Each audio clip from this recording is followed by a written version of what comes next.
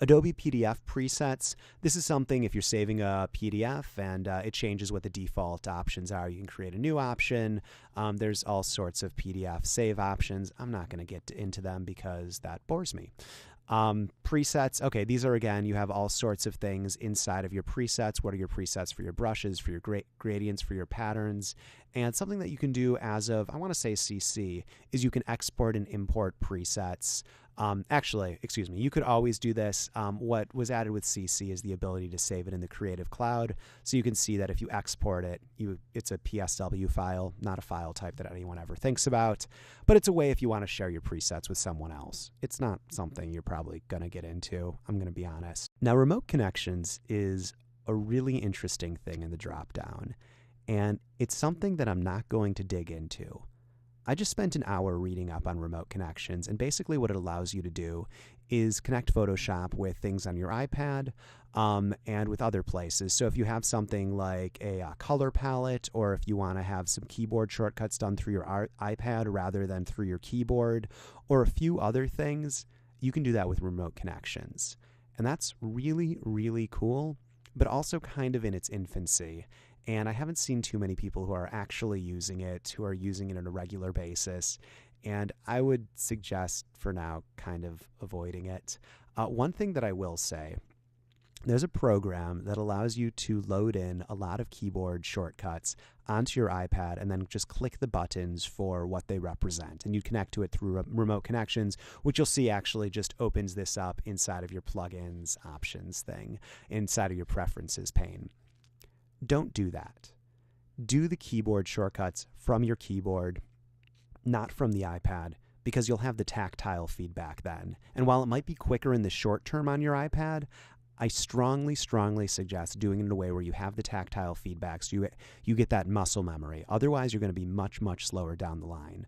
The other reason I say that is having keyboard shortcuts on the iPad is kind of a hack, kind of a patch that's going to happen between now and when all screens are like touchable. Like there's a lot of laptops right now that there's buttons on the screen. Photoshop is going to get there, but it'll be 2018, 2019 before Mac not only has screens you can press that are laptop accessible. I'm getting too in my head about future prediction things. My thing to say is don't use the keyboard shortcuts on an iPad or you will end up being slower in the long run. And in 2 or 3 years, I don't expect it to be the way that anyone does things.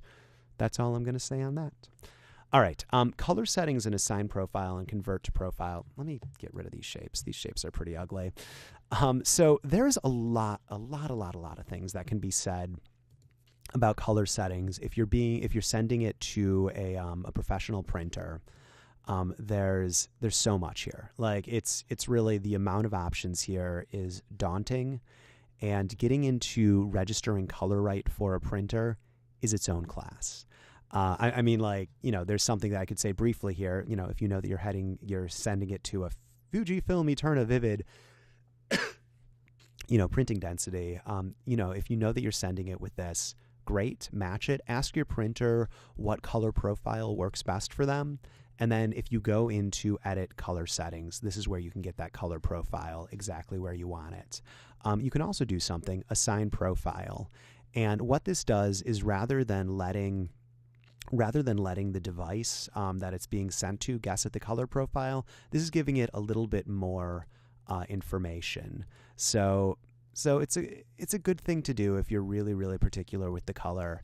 I'm going to ignore it for right now because for most people's purposes, that's not going to end up being too big of a deal. If you are doing things with sending things to the printer, it becomes a massive deal, and that's beyond the scope of this class.